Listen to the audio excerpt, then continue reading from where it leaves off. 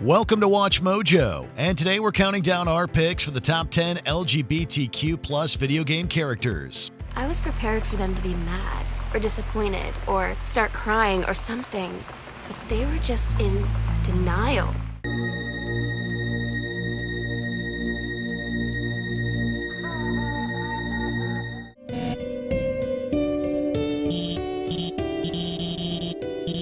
For this list, we're only looking at canonically LGBTQ plus characters who are positive representations in the community. Just so you know, there are some small spoilers ahead for the games discussed. Let us know in the comments which character meant the most to you. Number 10. Max Caulfield, Life is Strange. This series is now synonymous with LGBTQ representation. And all of that started with Max Caulfield, the first game's bisexual lead. Max may not ever openly say she's bi, but it's made clear enough by the player's ability to romance either Warren or Chloe. Chloe has consistently been the most popular option with the game's fans, and her own relationship with Rachel Amber was explored in the prequel. Life is Strange 2 continued in the tradition Max began, featuring another bisexual lead, Sean Diaz. In a time when bisexual erasure remains a real problem both within and without the LGBTQ plus community, it's great to have multiple bi characters in mainstream series. I think I'm gonna miss this place. No shit. I love it too. Number 9. VIVIAN, Paper Mario, The Thousand-Year Door.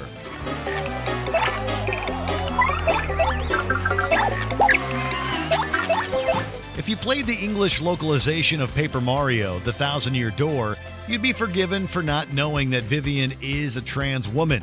But in every other translation of the game in the original Japanese version, this is made explicitly clear, as is Vivian's struggle to be recognized by her siblings as the woman she is. She's not a perfect character by any means, but nobody's perfect, and she remains a very important stepping stone on the way to true representation in media. While Vivian is mocked by her villainous sisters, she turns coat and joins Mario, becoming one of the best characters in the Paper Mario series.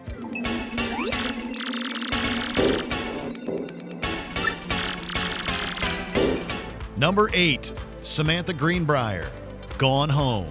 Then she dedicated the last song to me. I couldn't take it. For a while, Sam from Gone Home was the most well-known lesbian in video games. Though the game earned a lot of the same criticism as other so-called walking simulators, it was still a profound exploration of LGBTQ+ issues. You play as Katie, who returns to her family home after some time away to find the house ominously deserted. As you collect various notes and letters from Katie's younger sister Samantha, it becomes clear that Sam is in a relationship with another girl, Lonnie, and that their parents want to keep Sam and Lonnie apart. It was Gone Home's portrayal not just of lesbian characters, but of overcoming homophobia from family members that made it so popular. I was prepared for them to be mad, or disappointed, or start crying or something, but they were just in denial. Number 7. Arcade Gannon, Fallout New Vegas. Oh, you know, finding alternative treatments for common illnesses and injuries, stim packs out of barrel cacti, and other fantastic improbabilities. In the post-nuclear apocalypse, everybody has bigger things to worry about than whether or not other people are gay. All of New Vegas's queer companions, Arcade, Cass, and Veronica, are simply allowed to exist as themselves, each dropping casually into conversation who they're attracted to and what their past relationships have been like. Arcade's companion quest revolves around his conflicted feelings about his parents, who were both members of the Enclave before its collapse, rather than having anything to do with his sexuality. It's always refreshing to see LGBTQ+ characters who are allowed to be completely open with their identity without it being their only trait. Honestly, it isn't too difficult if you have half a brain and aren't a complete jerk. I wanted to help people and I enjoyed learning, so I signed up. Number 6. Dorian Pavus, Dragon Age Inquisition. Good. You're finally here. Now help me close this, would you? In a BioWare game, you're never really going to be short on same-sex relationship options. The first game gave us some decent bi and pan representation with Liliana and Zevran, but Inquisition has some of the most nuanced portrayals of sexuality in any game. Dorian is a fan-favorite character, a mage from Tevinter Imperium, who's the main exclusively gay male romance option. He shares a name with one of the most famous gay literary characters of all time, so you know he has to be iconic. Inquisition also boasts some trans representation too, through Krem, a canon trans man, though he's a minor character. How bad does the Inquisitor want to be? I thought you'd never ask. I like playing hard to get. Number 5. Sam, a normal lost phone.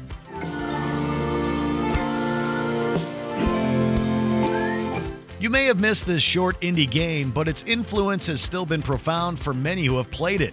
You find a missing phone that belongs to someone called Sam, whom you eventually discover is transgender by searching through the phone's contents. While yes, this spying on a stranger through their phone premise is a little creepy, you find out Sam threw her phone away on purpose and wants somebody to look through it. Sam is grappling with many issues lots of trans people face, like whether to medically transition and coming to terms with people in her life being transphobic. The game also conveys how important cell phones are to LGBTQ+ people across the spectrum who need them as a lifeline. Number 4. FLEA, Chrono Trigger.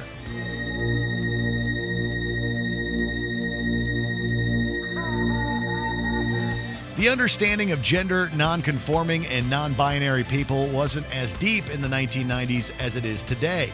So you might think that a game from 1995 can't really be up to modern standards. But Chrono Trigger's FLEA is a rare example of a non-binary character who's open in their identity and unapologetic.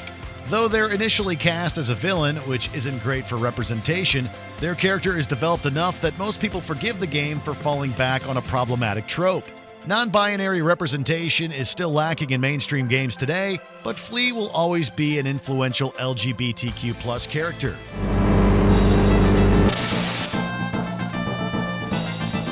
Number 3. GREGG and ANGUS, Night in the Woods.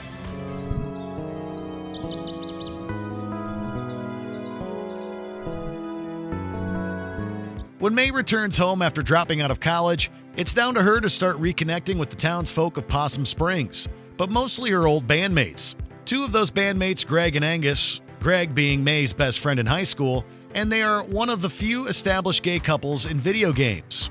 You get to know where GREGG is at in his life now and slowly form May's own relationship with ANGUS. They're a nuanced couple and a realistic portrayal of life in your early 20s in an extraordinarily well-written and relatable game.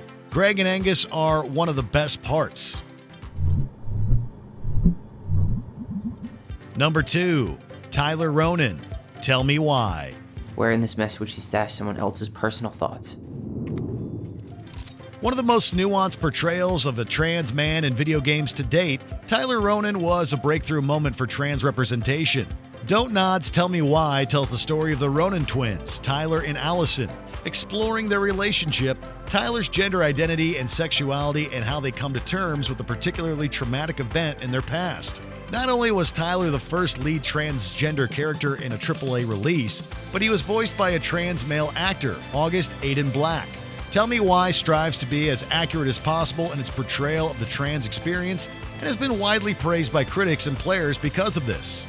Oh, that was your first mistake. Thinking the world made any kind of sense.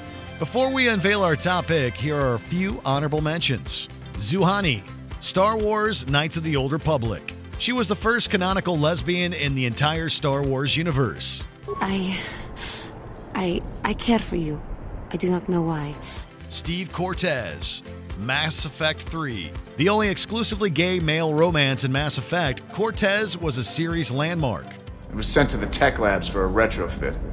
To afford mobility with such a small ESO core, its design sacrificed armor plating. The lab engineers are trying to improve that.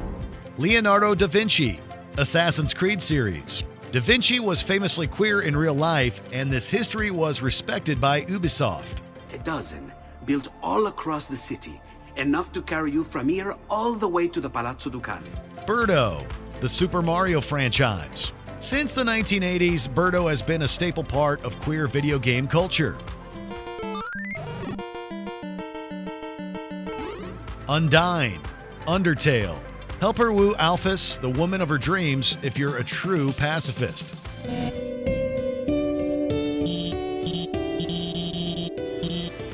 Before we continue, be sure to subscribe to our channel and ring the bell to get notified about our latest videos.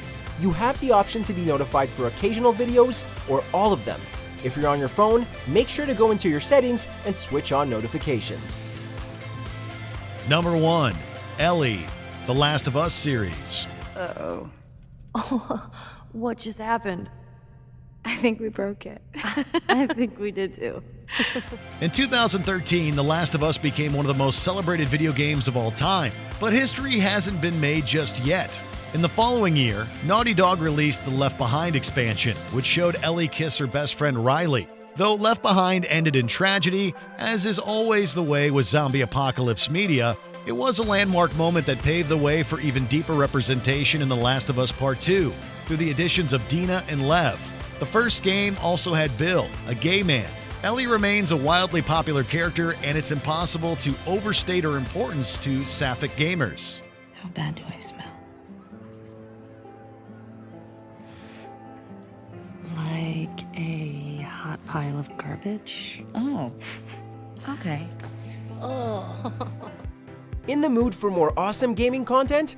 Be sure to check out this video here on Mojo Plays. And don't forget to subscribe and ring the bell to be notified about our latest videos.